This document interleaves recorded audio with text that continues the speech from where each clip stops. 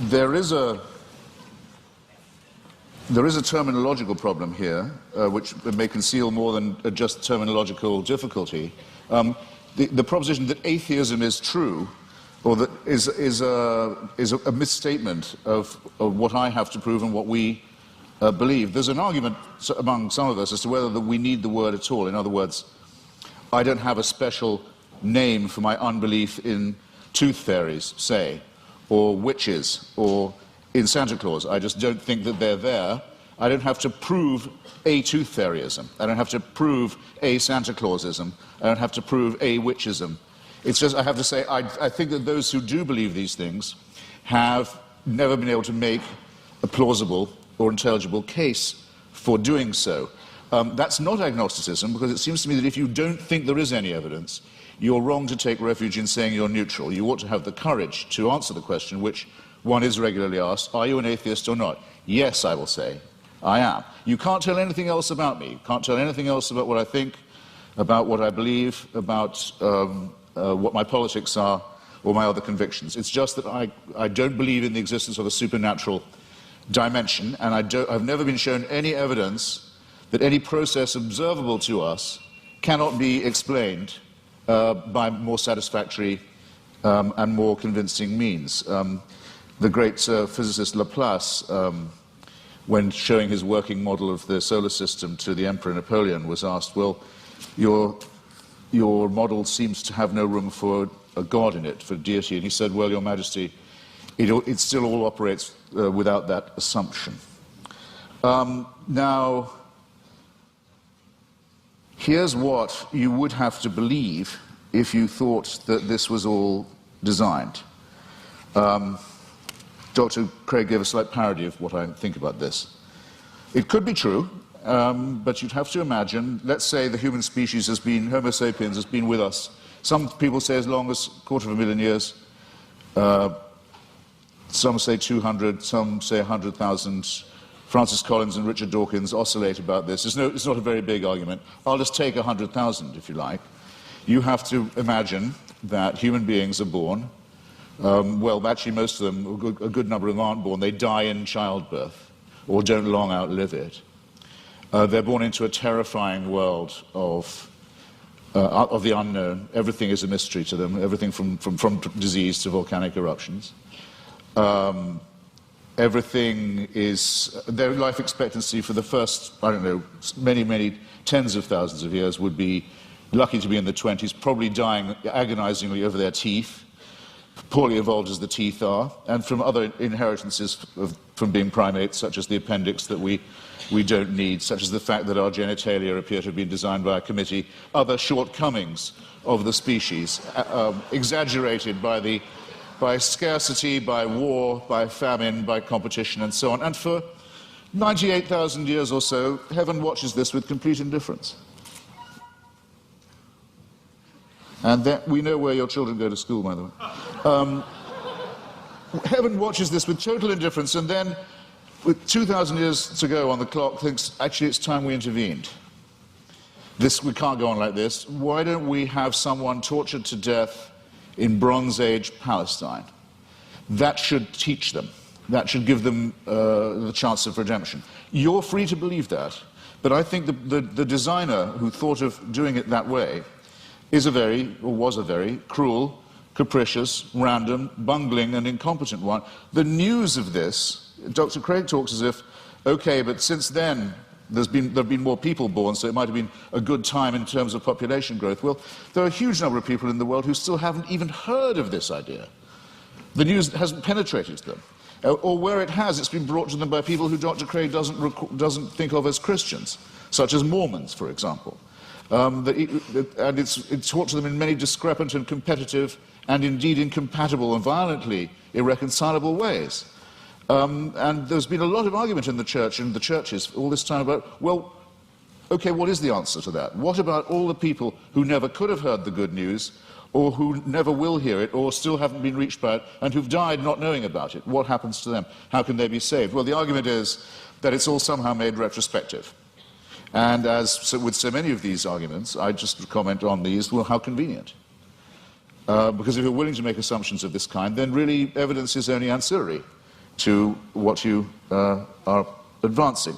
Now, I didn't have the chance. Oh, and just on Mr. Wright, sorry, I scrawled a note to myself.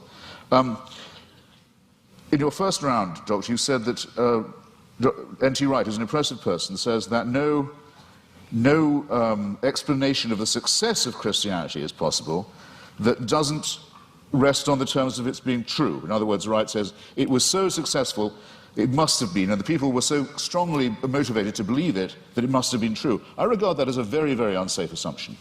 Or if it is a safe one, then it must surely apply to Islam and to Mormonism. I mean, these are two very, very, very fast-growing religions, have people prepared to sacrifice enormously for it, have ancestors who were absolutely determined of the truth of it at the time, and who made extraordinary conquests in its name.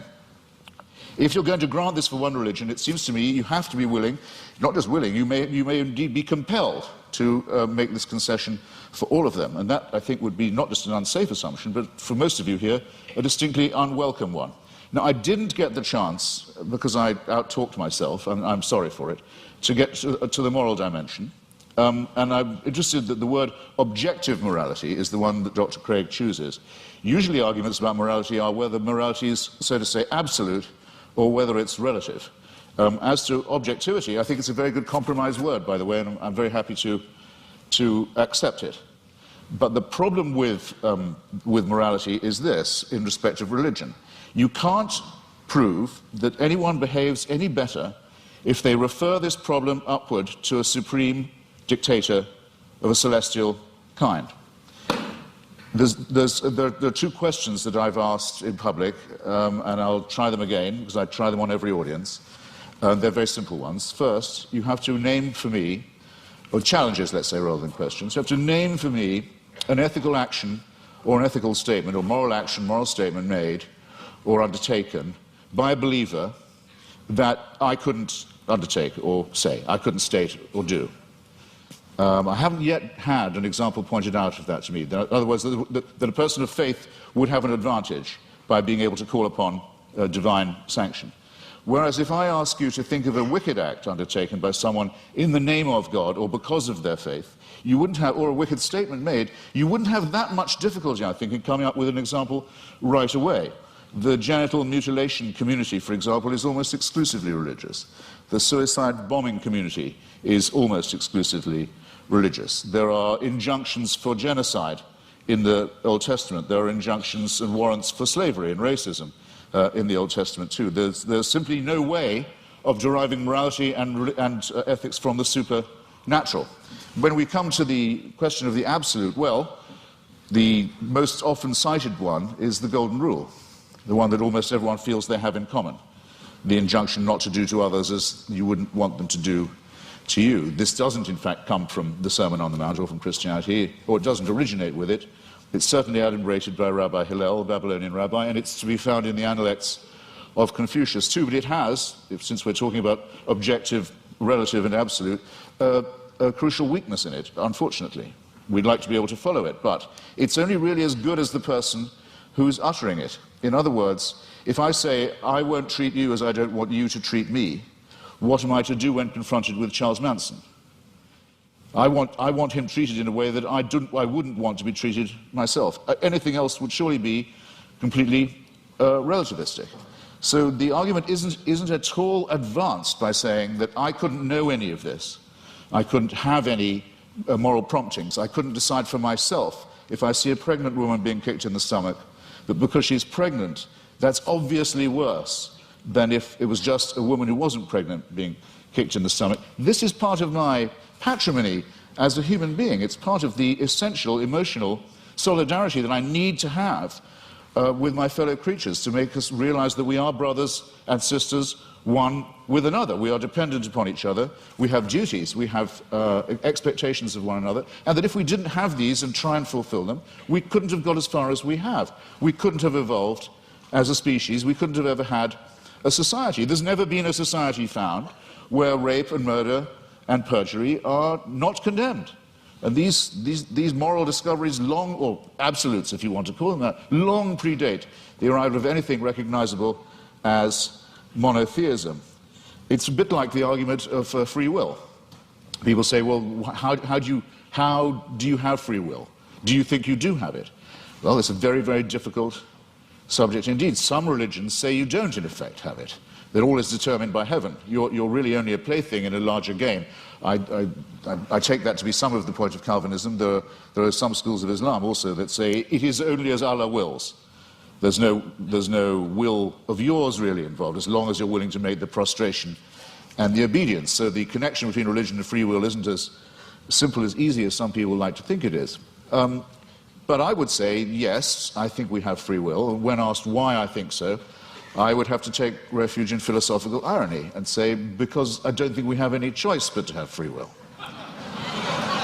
But at least I know at this point that I'm being ironic, and that some of the irony is at my own expense, and it's a risk I have to be willing to run.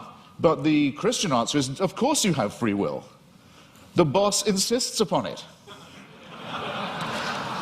This somewhat degrades the freedom and redefines the idea of will. And it seems to me also that there's something degrading in the idea of saying that morality is derived in the same way, that it comes from on high, that we ourselves are not good enough, that we don't have the dignity, we don't have the self-respect, we don't have the character to know a right action or a right statement when we see it or when we want to perform it. It's this servile element in religion. It's not, strictly speaking, the subject of our debate this evening, I know, but I'm damned if I completely forego it.